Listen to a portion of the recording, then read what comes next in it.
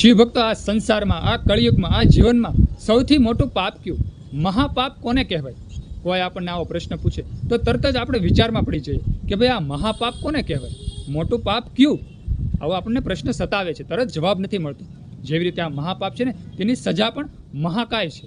તેની સજા આ પ્રમાણે છે કે જ્યાં સુધી કોઈ પણ જીવ આવું પાપ કરે, મહાપાપ કરે, તો તેની સજા ખૂબ આકરી છે. જ્યાં સુધી આ બ્રહ્માંડમાં સૂર્ય અને ચંદ્ર વિદ્યમાન રહે, સૂર્ય અને ચંદ્ર આ બ્રહ્માંડમાં વિદ્યમાન રહે, ત્યાં સુધી પાપ કરનાર જીવ નરકમાં પડ્યો રહે છે. તમે વિચાર કરો, સૂર્ય અને ચંદ્ર તેનો નાશ જ નથી.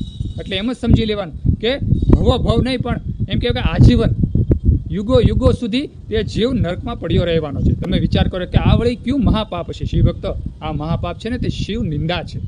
શિવ મહાપુરાણમાં સુંદર તેનો ઉલ્લેખ છે કે કોઈ માનવ, કોઈ પણ જીવ હોય, જગતનો, સૃષ્ટિનો કોઈ પણ જીવ હોય, જો તે શિવ નિંદા કરે છે ને, તો જ્યાં સુધી સૂર્ય અને ચંદ્ર વિદ્યમાન રહે છે ને, ત્યાં સુધી તે નરકમાં પડ્યો રહે છે. વિચાર કરો કેવડી મોટી સજા મળે છે. એટલે ક્યારે શિવ નિંદા કરવી નહીં. અને બીજું એમ પણ કહ્યું છે કે શિવ નિંદા કદી સાંભળવી નહીં.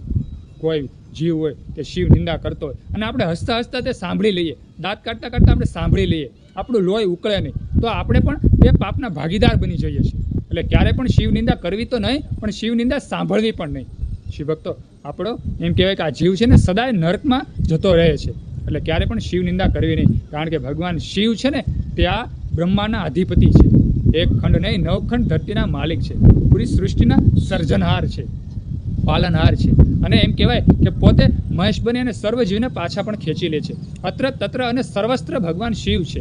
અને જ્યારે કોઈ જીવ ભગવાન શિવની નિંદા કરે છે ને, તે 100% નર્કગામી બને છે. એટલે ક્યારેય પણ શિવજીની નિંદા કરવી નહીં. કારણ કે શિવ છે ને તે જગતના પિતા છે, જગતના બાપ છે. એટલે ક્યારેય પણ શિવ નિંદા કરવી નહીં. અને કોઈ શિવ નિંદા કરતો હોય તો તેનો એમ કહેવાય કે આમ લોહી ઉકળી અને તેને સજા દેવી જોઈએ. આપણે તેનો વિરોધ કરવો જોઈએ. એટલું તો આપણામાં હોવું જ જોઈએ. ભગવાન શિવ પ્રત્યે, ભગવાન પિનાંગ પાણી પ્રત્યે એટલી તો ભાવ હોવો જ જોઈએ કે આપણે કદી તેની નિંદા પણ સાંભળવી નહીં.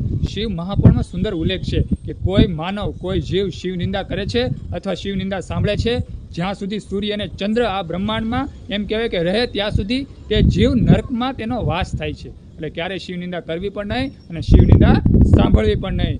બધા શિવ ભક્તોને સુંદર આ વિડીયો ગમ્યો હોય તો વિડીયોમાં લાઈક આપજો, કમેન્ટમાં હર હર મહાદેવ, ઓમ નમઃ શિવાય. અને આ વિડીયો બીજા હિન્દુ સનાતન ધર્મના લોકોને શેર કરી દેજો. બધા શિવ ભક્તોને, હિન્દુ સનાતન ધર્મના લોકોને મારા હર હર મહાદેવ અને ઓમ નમઃ શિવાય.